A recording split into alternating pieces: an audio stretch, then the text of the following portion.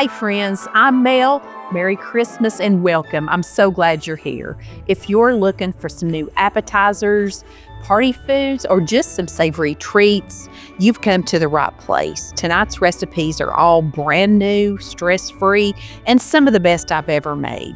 So let's get started with some Rotel cream cheese sausage balls.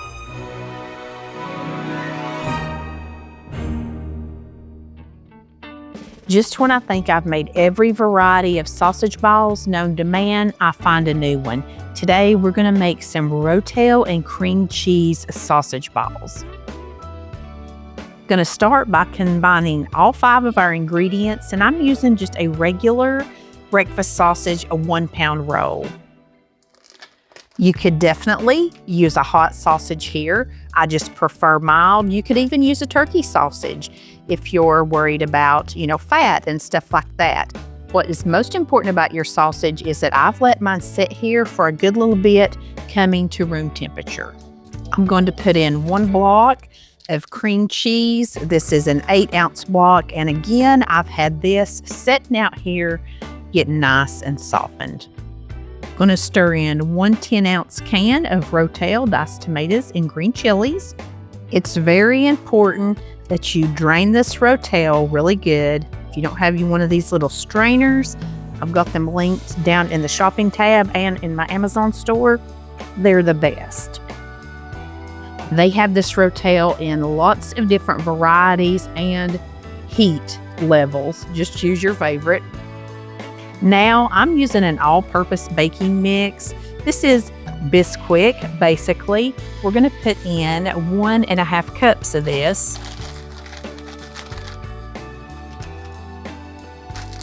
And I was just recently made aware they have a gluten-free Biscuit now. So hopefully that will help some people out. For cheese, I'm using this Mexican style blend, and I'm using 8 ounces or 2 cups of this. You can use whatever you like. If you just want a cheddar cheese, it's fine, but I think a pepper jack, anything like that would be really good here with the Rotel. Now, all we got to do is get everything mixed together. I prefer to use my hands. I only had 1 glove left. But if you have a big KitchenAid stand mixer, it'll make really quick work of this using that dough hook attachment. And this dough is really sticky compared to most sausage balls that I've made before. But we're going to resist the temptation to add more baking mix. We're just going to leave it sticky just like it is. Now I've got a big sheet pan, and I've taken 2 pieces of parchment paper and lined it. This has been one of the best things I found at the Dollar Tree recently. This is a box of pre-cut parchment paper. I've really enjoyed this. And I sprayed my hands just a tat with a little bit of nonstick spray. I laid my cookie scoop out and I started to scoop these out. But you know what? This is how I do them. I'm just sticking with it because my cookie scoop does not make this big of a size sausage ball. And we like them, good size. So now I'm just going to go through here and form my balls. Something that I normally do every year when I'm making sausage balls is make a few out for us to eat. But I will freeze most of my sausage balls. I go ahead and form them out just like I'm doing now. Put them on a cookie sheet, slide them in the drawer of my freezer. Then once they're frozen, I just put them in a big freezer bag. When you go to bake them, you just pull them out and bake them right from frozen, just like you normally would. You probably just need to add, 2 to 3 more minutes of cooking time to them. And those are great to have on hand if you have a little drop-in visitor or you got a little something to go to and you're short on time. You've got it made up ahead. I got 15 sausage balls on the tray I'm baking tonight, and then I got 24 on this tray that I'm going to freeze for a total of 39 sausage balls. So if you make yours a little bit smaller, you could probably get 45 or 50. I've got my oven preheated to 400 degrees. And I'm going to bake these for 18 to 20 minutes. We'll give them a check after 18. Pull them out when they are nice and brown. I like to transfer them over to a paper towel lined plate just to drain any of the excess grease off of them and let them finish cooling. Let's give one of these little beauties a try.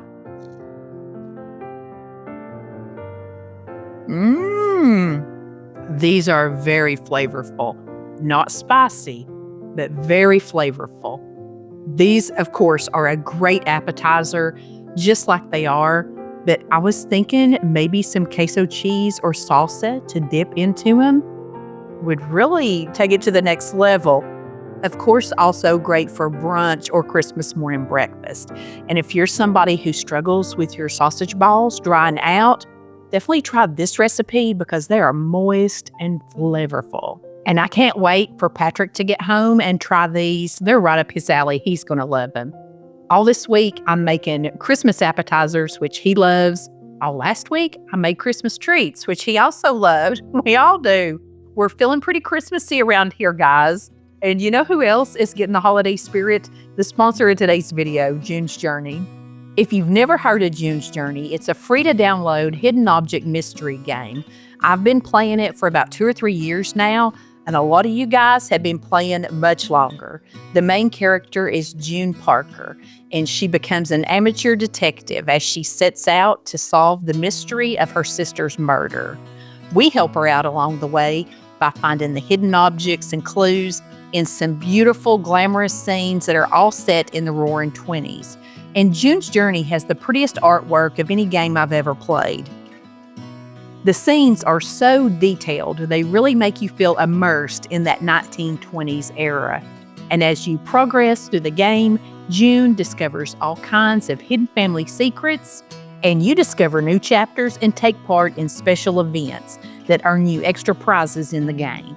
All along, you're earning coins to remodel and fix up your own mansion and garden island too. You can see I didn't really have a plan in mind when I started decorating my island, but you can really get fancy here. And you can join a club and play with other players and participate in special competitions together. My favorite time to play June's Journey is after everybody else here goes to bed. The house is nice and quiet. That's when I can take a little time to just enjoy playing and unwind from my day. And this month, you can help save Christmas on Orchid Island by taking part in Jack's Festive Delivery Challenge. Special in-game events and challenges run December 10th through 16th, where you can help Jack recover the lost presents, unlock exclusive rewards, and just have some holiday fun. And if all of us players collectively recover 6 million presents, every single person who completed at least one event will get a special in-game decoration. And now's the time to make your island a winter wonderland with the brand new winter Christmas decorations. These are available until December 31st. Plus, from December 19th until January 1st, you can complete daily challenges to unlock each day's prize and a special decoration in the end. So join me and lots of our other friends in the festive fun and download June's Journey for free by clicking the link below in the description box, or you can just scan the QR code on the screen. June's Journey is available on Android and iOS mobile devices, as well as on PC through Facebook Games. I know you'll have a ball playing, and thanks so much, June's Journey, for being a longtime supporter of the channel. I've been seeing crispy baked Boursin all over the internet. I just had to give it a try for the holidays. The first thing I'm going to do is set up a little 3-bowl dredging station. I'm putting in a 1/4 cup of flour. Definitely not going to need this much, but it's going to be easier to coat it with that. Then I'm going to scramble up an egg here. Get it beaten really good, and we're going to put this over into our second bowl. In our last bowl, we're going to put a 1/4 cup of some crispy panko breadcrumbs. We're going to season it up with about 1/4 teaspoon of Italian seasoning. I'm going to give it about 1/4 teaspoon of salt. Then just about 1/8 teaspoon of pepper, and get all of that combined. And you guys know I'm an Italian seasoning lover. I just didn't think that 1/4 was enough. I'm using the garlic and herb variety of Boursin. It comes in this little aluminum foil packaging like this. And if you've never had this, it's delicious just by itself, set out with some crackers. This is probably one of those items that if I didn't have the internet, I may have never found this at my store. It's around like your deli case where deli cheeses are. I was just unaware of it for many years. Now I'm just going to take my little cheese and I'm going to press it into my flour, and you want to give it a really good coating. I mean, go to town with it. That's why we put everything in these large bowls here, because we want to get it coated really well. Press that flour into it.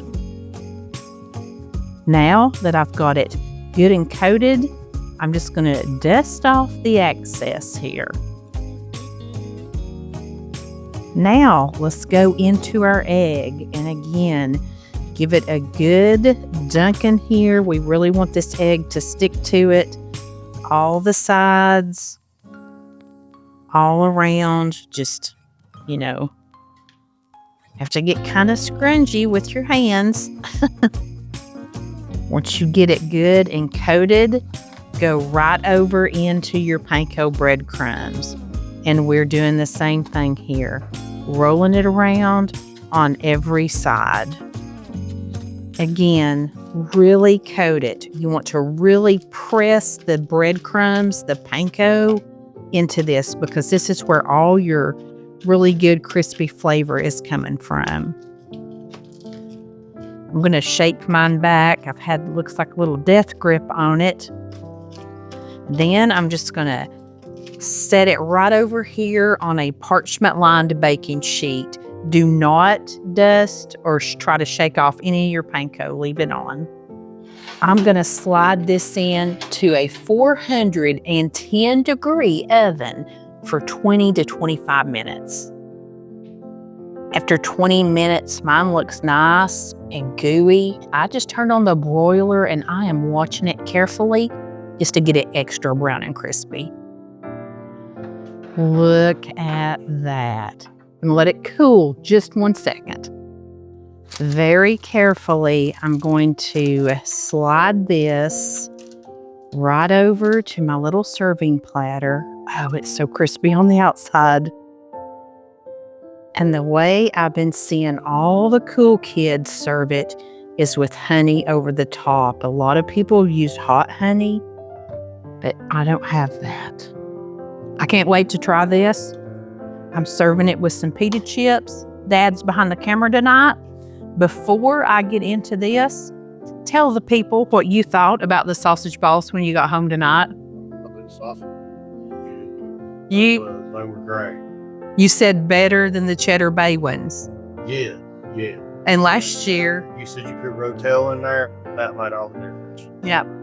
And last year you liked Rotel better than the ones before that. Who knows what we'll have next year? I can't wait to try this. Is it good? Oh my gosh. This is so good.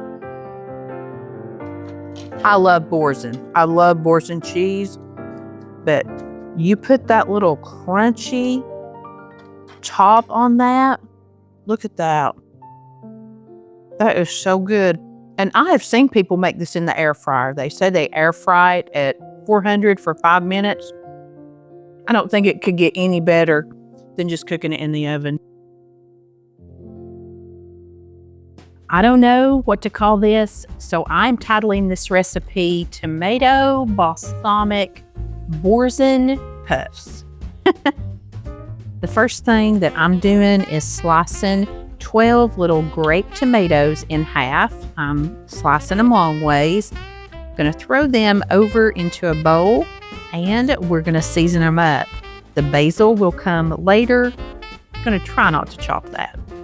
We're not going to do a lot of measuring. I'm just using a pinch of salt, a pinch of pepper, just a little bit more pepper. I've got some Italian seasoning, and I'm just going to give it, maybe a quarter of a teaspoon. My liquids I am going to measure because I tend to get heavy-handed. I'm using a tablespoon of avocado oil. I've kind of switched up to using that instead of olive oil, but olive oil will work just fine. I'm also going to use about a tablespoon of some balsamic vinegar. Now we're just going to get all of this mixed up together, get all those tomatoes coated. Smells so good. Very, very pretty little mixture.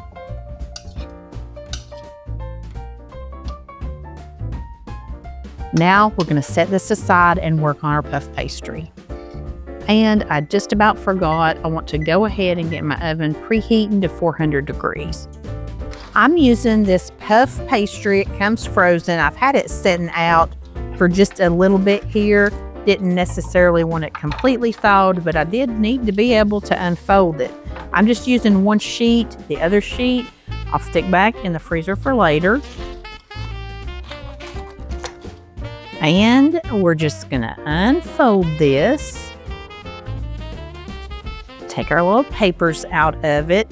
It's nice and floured up. That really helps. Just going to smush it out here a little bit. And let's see, how do I want to cut this? I think I'm going to go this direction. We want to make it into 12 squares.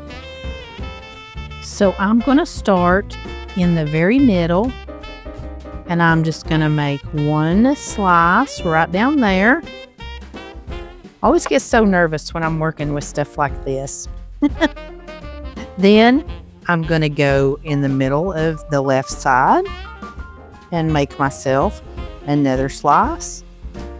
And in the middle of this right side over here. And now I've got 4 strips. And what that did was make it super easy for me to cut right along where the folds were. I just love it when a plan comes together.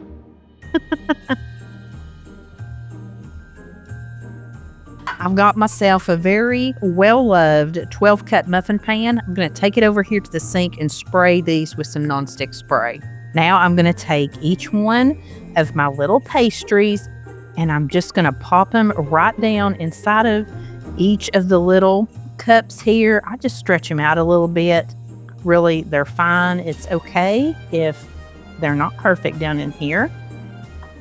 Just want to make a little cup in the bottom. For me, I find that it's easier to work with this dough once you get it down into the muffin cup, and you can kind of take the little side that is a little bit shorter and press it up along the sides. This stuff is very workable and resilient. And also, one other little tip on puff pastry, if you do tear it, you can just wet your finger with a little bit of water, and that pastry will go right back together. And these will crinkle up some when they're baking, but I like to go ahead and kind of like mess up the edges where they're not straight, because I don't want them to come out looking just like perfect little, square pieces. Today I'm using this shallot and chive flavor of Boursin. I've never had this one. My grocery store was actually out of the one that I usually get. I think it's garlic and herb. So I'm anxious to try this one, and really, I think I'll like it. And I'm going to taste a little bit of it right here. Oh yeah, that's good stuff. That's really good. Nothing says we can't mix up our flavors, right? And we're going to slice our Boursin into 12 pieces here. Then take each one of our little pieces of Boursin cheese, put it down in a pastry puff, and I just like to take a little spoon, or if you have a mini spatula, and kind of get it smushed down in there a little bit. Just give that melting process a little bit of a head start. Now we're going to take our marinated tomatoes, and we're going to put 2 of them in each of our little pastry puffs. It's okay if some of the marinade gets down in here with it. You don't want it just soupy, but a little bit, I think, will give it some good flavor. Now we're going to slide them in the oven and let them bake for 15 to 18 minutes. Mine took the entire 18 minutes, and look at that. My tomatoes puffed right up on the top. I'm going to let these sit here and cool for a few minutes, then we'll come and top them off. Then I'm going to drizzle them with a little balsamic glaze. If you don't have balsamic glaze, you can just reduce a cup of balsamic vinegar and about a 1/4 cup of brown sugar until it gets nice and sticky and reduced. Then I try to find just the cutest little pieces off my basil to garnish them with. They are so adorable. I can't wait to try this one.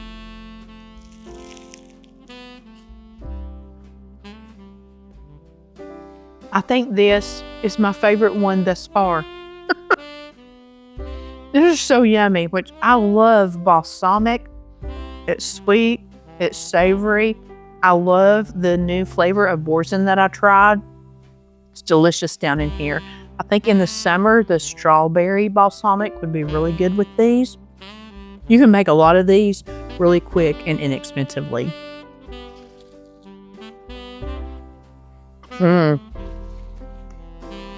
I'm sad to say, I'll have to eat all of these because Patrick won't eat them because they have the whole little tomato on it. Now, his favorite so far has been the Rotel sausage balls. And I'll have to say, those have been the most surprising of all the recipes that I've made so far. They were really good. That's been his favorite. I liked the crispy Boursin, but so far, this one takes the cake for me. We've got one more recipe to make, and I have to admit, it's the one I'm most excited about. So let's try it next. If you're like me and you love anything in the Tuscan Marry Me family of recipes, this dip is for you. This is a Tuscan Marry Me Dip. The first thing I'm going to do is get my oven preheated to 375 degrees. Like so many of our delicious appetizers and dips, this one starts with 1 8-ounce block of softened cream cheese. And we're going to put in 3/4 cup of sour cream. Then I'm going to use the hand mixer just to get this good and mixed together and get it really incorporated well and smooth. Now let's add in some flavor. I'm going to use about a teaspoon of some minced garlic. I'm going to use a teaspoon of Italian seasoning. Let's put in a 1/2 teaspoon of garlic powder. And then let's move it down to just about a 1/4 teaspoon of salt. Now let's get all of our seasoning mixed on through this cream cheese and sour cream mixture. I'm using a shredded mozzarella cheese. You want to put in a big, generous cup full of that. Now we're going to put in some Parmesan cheese, and I don't know if this happens at your house, but I have 2 canisters here that were both opened and both almost empty. I'm going to put in about a cup of this too. I'm just eyeballing it. Now let's get our cheese mixed in. I may have to go to a bigger spatula here. Now we're going to use one of my favorite products, and that is the sun-dried tomatoes that come packed in oil. We need about 1/3 cup of these. You want them drained from the oil, so I'm just kind of pulling them out of here with a fork, and again, I'm eyeballing the amounts here. And this particular brand that I purchase is always julienne cut, which I love that. But I think I want them diced up even just a little bit smaller so they'll really get spread out in this dip. And I do recommend that when you cut these, put them out on like a plastic cutting board like this, because that oil, it will really stain up your wood cutting boards. Now we're going to slide those sun-dried tomatoes right in here, along with 6 ounces of spinach, and I used frozen spinach. I just let it thaw and I drained it really, really well. I mean, I really squeezed the water out of it. You can use fresh spinach here. You just want to chop it up really good. Now let's get it all mixed together. This is a really pretty dip already. And it smells like something I'm gonna like too. And you know, you probably could just have used your hand mixer to do all of this, but I don't know, I just like to fold these ingredients in a little bit. I've got like a little 8x8 baker. You want something that's about a quart size, and put all of your mixture right over here into it. You just want to get it spread out really nice and evenly. And when I was mixing this up, I was thinking you could add like some canned chicken or rotisserie chicken in here. You could put some mushrooms if you like that. Artichoke hearts, a bacon. Oh, bacon would be good in here. There's just a ton of different things that you could add in here if you wanted to. It doesn't need it, doesn't have to have it, but those are just some good little options. Here's another little thing I happen to have on hand with some shredded Parmesan cheese. And I just thought it would be delicious and pretty to sprinkle just a little bit of that on the top here too. Now let's slide that into our oven. And we're gonna bake this for about 15 to 20 minutes. I baked mine the entire 20 minutes, and then I even put it over onto broil to get mine just a little bit more brown and bubbly on the top. Got the Tuscan dip. I haven't tried it yet, but look who the cat dragged in. You wanna try it out, Dad? Yeah, I'll try it. What kind of bread is that? It's just a French loaf from Kroger. I was out of any of that kind I had in the freezer. That's good. You like That's it? real good. I love it. Think that it's good with bread, I but can't double dip. no, you can't double dip now. Get me a bite. Get me a little bite out of there. I hadn't tried it yet myself. Very good. Is that spinach in it? Yeah, it's spinach. It's Tuscan. Okay, let me try a bite. It is good. I love it. You know what? I just go ahead and eat that one. Go ahead and eat it. Go ahead and eat it, babe. You know what I'm thinking? You wouldn't like, but I think it'd be good on vegetables because it's kind of like a warm spinach dip. Like celery sticks or something. Yeah, I'm thinking any like veggies that you would have on a charcuterie. I'm just going in the corner and double dipping. I also think it'd be good with pita chips because we like us some pita chips around here, don't we? That's very good. Now, these little things right here, I loved them, but tell the people what you said when you saw those and you came in. I just said that I thought they were pretty, but I didn't think that I would like them. That's what I told him too.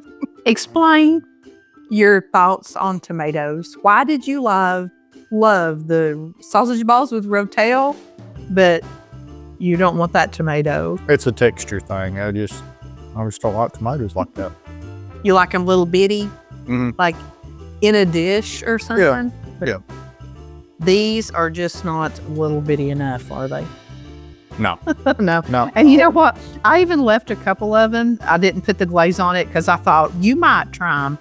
I loved that because it like popped open But I tell you what, though, I'm backing this stuff over here. I know, I knew that would be right up your alley. I can't wait Very for delicious. Maddie to get home from work and try that one. Mm-hmm. Okay, all the 4 recipes. We've had Rotel sausage balls. We've had, crap, I forgot. What else I make? Oh, the crispy baked Boursin. Mm-hmm. And we've had these little tomato balsamic puffs. And then we had this Tuscan dip. Which has been your favorite? The sausage ball. I knew it. He's a sausage man. He's a sausage Top man. bar. That with the Rotel in there, that just, was good. Yeah, that was good. Mhm. I liked them all. Shocker. Right, I liked them all. But I have to say, I love these flavors. I think that is my favorite. And I don't know after that. I liked all 3 of the others. Delicious, just equally. I hope they were all good. Well, Merry Christmas.